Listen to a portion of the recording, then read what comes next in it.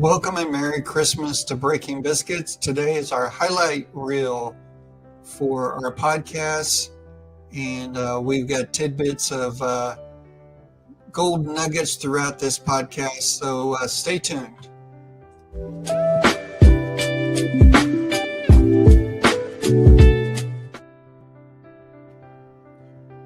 Well, welcome to Breaking Biscuits, the experience, and today we want to just share some of our our most impactful moments over our, 14 or 15 weeks that we've been doing this.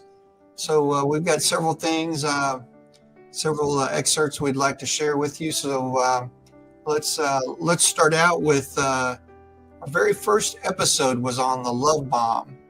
So check this out.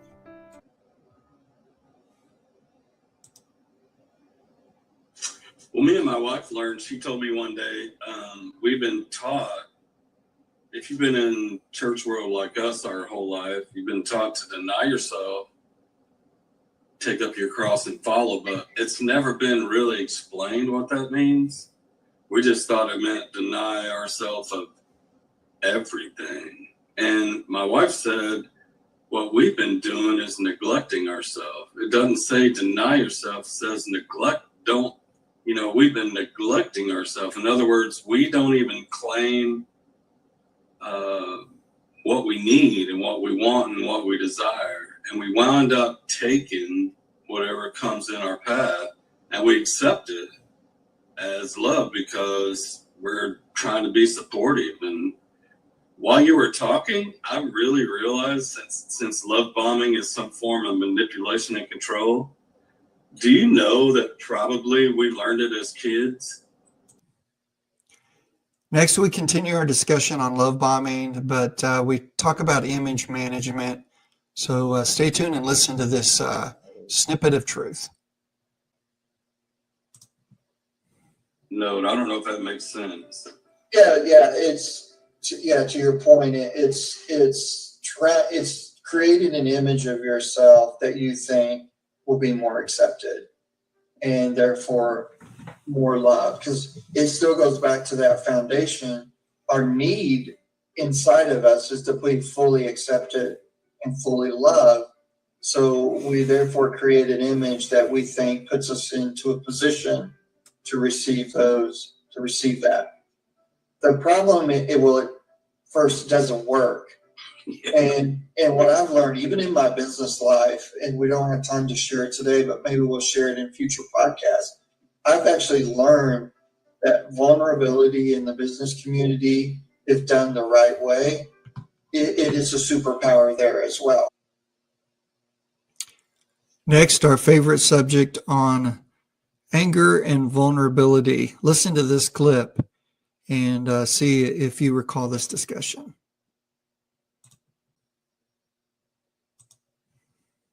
Because we live in a duality world, a binary world of good and evil. We almost want to invite people in our space and we're pushing them away at the same time. I want you to come but only come as far, but I always equate anger as that vicious dog inside the fence. No one's coming in their backyard. We even say beware of the dog. And what angry people don't know is their anger causes people to even stay away further, and the thing they need the most, they're repelling, and they get further and farther away from a real relationship, and they get more and more angry. But they're the ones that put the sign up, beware of dog. Right. It's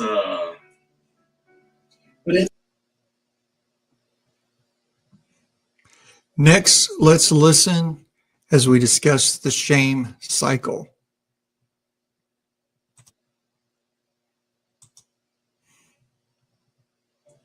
She said the only way you can describe it is guilt. Guilt and shame are different. Guilt says, I screwed up. Shame says, I am a screw up. And so when people are trapped in that shame cycle, I think that's what we need to talk about today, is this shame cycle that keeps reoccurring and reinforcing that something's wrong with us. Mhm. Like, what is wrong with me? I wonder how many men out there, Toby, just and we're talking in relation to anger, like, manifest the anger, and then, and after that big blow up, they get into their space in their head, and I could only imagine that their self-talk is, what is wrong with me? And that is shame. That's the shame talking. Shame says something's wrong with me. And I think Right. that's important. No, absolutely. And but it's that shame thinking that something is wrong with you that causes the shame cycle. Because if you think something is wrong with you and you don't deal with those underlying emotions, then you're just teeing the ball up for the next round of an outburst of anger. And that's why we call it the shame cycle. Let's take a deep dive into shame and listen to our discussion. That particular phrase is a Greek phrase. And the meaning in the Greek, it literally says this: it doesn't mean to hate something, to reject it emotionally, but rather to disregard it, to think little of it, to consider it insignificant. And I would argue to say that in this topic that we're on, as it relates to anger and shame and grace, the opposite of shame, and we do the very opposite of that when it comes to shame. Like, we do consider it, we do think of it, and we do find it significant in our lives. In fact, sometimes it's paralyzing. So really the question is that I want to ask you is, if shame is speaking to you, and like, how do we get it to silence its voice? How do we do what this definition says? How do we make it insignificant? How do we disregard that voice of shame that so many men struggle with? And the more you and I talk on this topic, I think the more we realize how many men struggle with shame. You remember when we was kids, for some unknown reason, I'm just thinking of this right now, some unknown reason, these safari movies and Tarzan and all these, even Army movies, they'd always have a quicksand pit. Right? I grew up all my life thinking I might fall in the quicksand pit because you can't get out. And to this day, 64 years old, I've never seen one or heard anybody fall in. Right. But there's always someone with a long branch, rope, something. It was very traumatic to me as a child because you could actually fall into something and couldn't get out. And while you're speaking, talking to a bunch of couples and men, this week, it seems as if shame is kind of like that. It's falling into something that you can't get out. And you remember the quicksand, the harder you struggled, the faster you would go under. Like, it paralyzes you in shame. So you try to be still till someone rescues you. But the rescuer in this case is grace. Grace extends a hand to pull you out of shame, because you can't do it yourself. If you could have, you'd already done it. Next, let's listen to Mark and I as we discuss the woman with the alabaster box and how that relates to shame and grace. And then you'd mentioned as well, and I agree with you, I'll let you share, there was another component that she took. You called it risk. Incredible. How do you see risk. that? It's incredible risk. Just in that story alone, the lady entered into the home where she wasn't even invited. That's how desperate she was. she ran the risk of being arrested, of who knows what. But what she saw was, I know if I break myself open in front of him, he's worthy of it. What she didn't know is he was going to forgive her and she would find grace.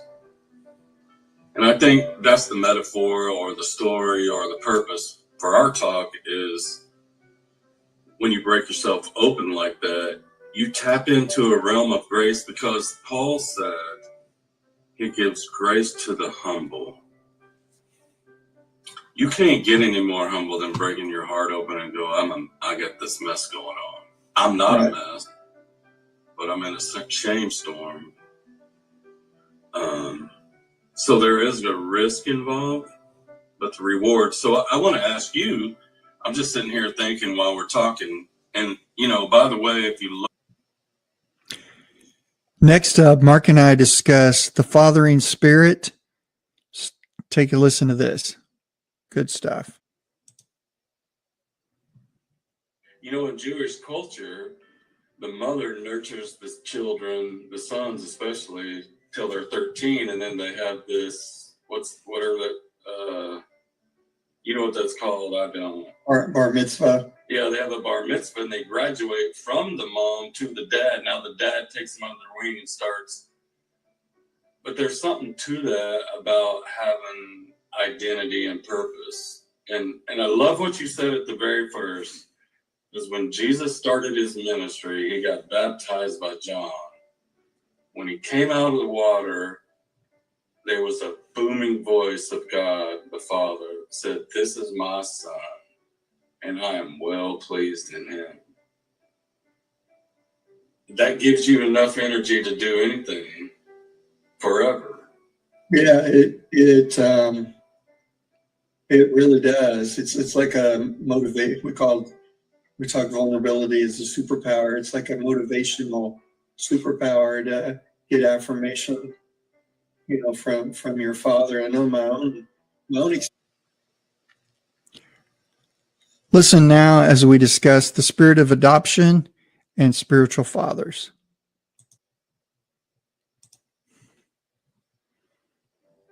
So no matter what your situation is, there is a Heavenly Father that in his primary objective is to put a spirit of adoption or acceptance. And we should feel more a certain way about that, because when you adopt a child, it's almost like a greater love than just having one. And I don't want to say that in a weird way, but you literally chose this child.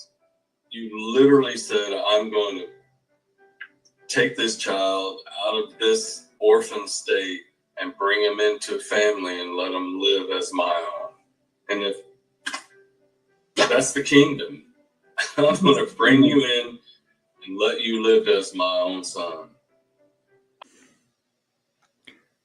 Listen in as Mark explains the difference between correction and discipline.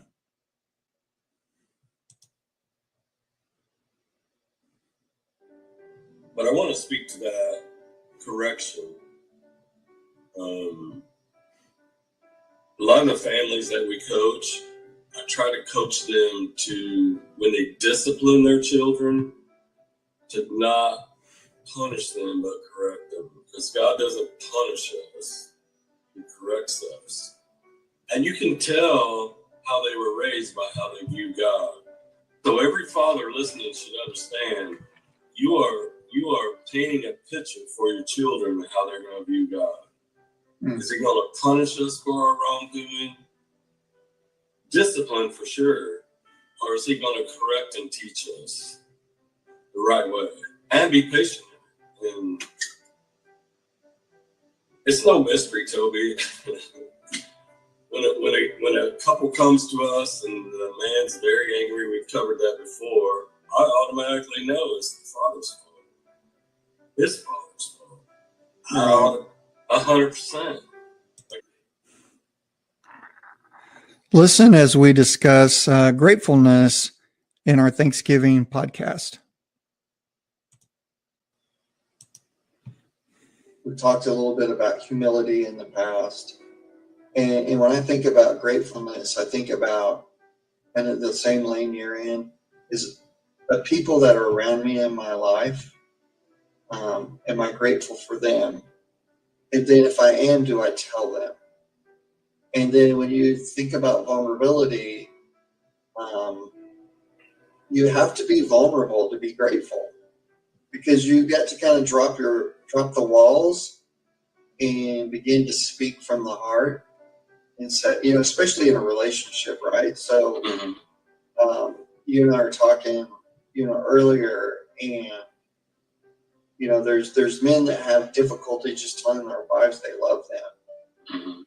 So it's that being able to drop your walls and be vulnerable and just say, hey, I just want you to know I'm really grateful for, whatever that might be about their character, their personality, anything that you're grateful for your spouse and your mate. And I just think life gets in the way. It's easy not to do that, Mark. It's easy just to forget to take a moment and just walk up and pause and say, hey, I just want you to know how grateful I am for you doing this, or you being this way. That makes sense? Oh, man. But we take each other for granted at some point. Listen with us as Mark talks about the image and likeness of God in our Head or Heart podcast. That everyone should at least know something about. But in Genesis 1:26, I think it's God said, let us make man in our own image and likeness. A lot of church people, whatever, says you're made in the image of God. But the truth is you're made in the image and the likeness. That's the real truth. And I remember, Toby, about a year or two ago, I just started parking my mind there, and the word image is a masculine noun, and the word likeness is a feminine noun.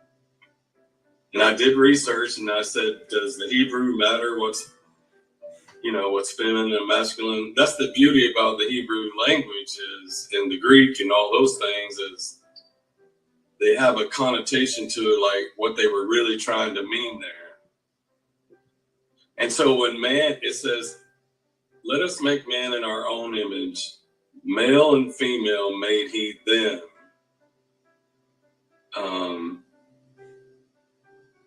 Which makes sense because males have an X and a Y chromosome. So God is called, our defender, warrior, but he's also El Shaddai, the many-breasted one. He's the father, mother. Like, you can't. It has been said that he's the father and the spirit's the mother. So however you unwrap that, I tend to believe that there's a masculine, I don't want to say male, but a masculine part to our life and a feminine, not a female, but a feminine energy, power part of our life. And one of them is, critical thinking, and logic, and whatever, and the other one's feeling. But you had a really good twist on how to just tell your story, because that's what started this whole thing. Join us in part 2 of our discussion of being in your head or your heart. How do you deal with analytical thinking, or those that are very analytical thinkers and critical thinkers? How do you mesh with that? How do you reconcile that when you're interacting with those type of people? Well, first and foremost is realizing that I need them people in my life.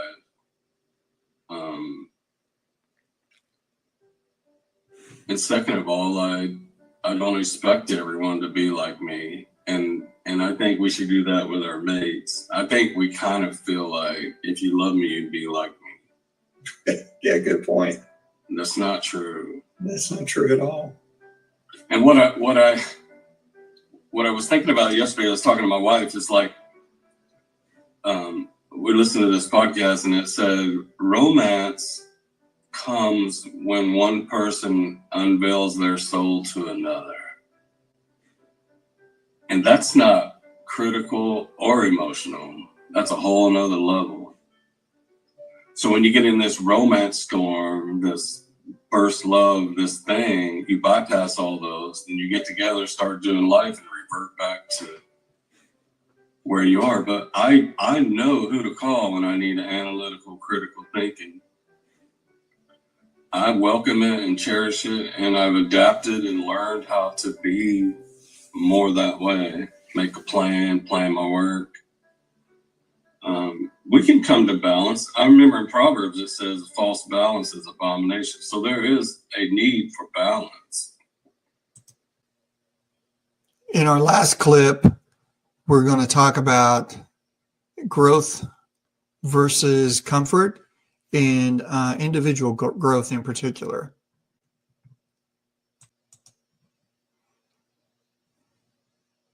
So let's get this way. How much does individual growth pair into relationship growth? It's 100%. To me, it's like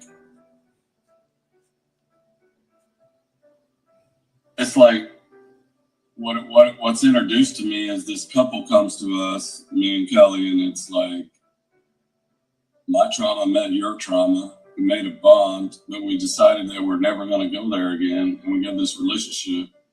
But the reality is nothing was done individually, and it keeps revisiting it. And so, yeah, personal growth, accountability, just working.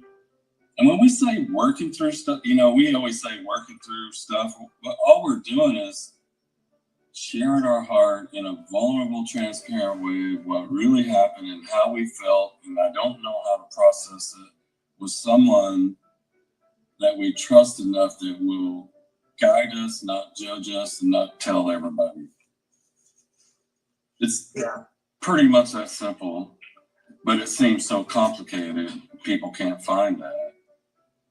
I have found what our Breaking Biscuits theory is, as we get better, it gets better, the relationship. And Well, that concludes all the clips that we have for you today. And Mark couldn't be here, obviously, but Mark and I would just want to wish everyone out there a very Merry Christmas and a Happy New Year. And if you would, share our videos, share our podcasts, hit the like button, comment. We're doing this for you. We hope it brings some value to your life, some insight to your life. We really appreciate those of you that listen and are with us week in and week out. And we'll have more subject matter, more podcasts at the first of the year, and we can't wait to spend more time with you. God bless you. Until next time, this is Breaking Biscuits.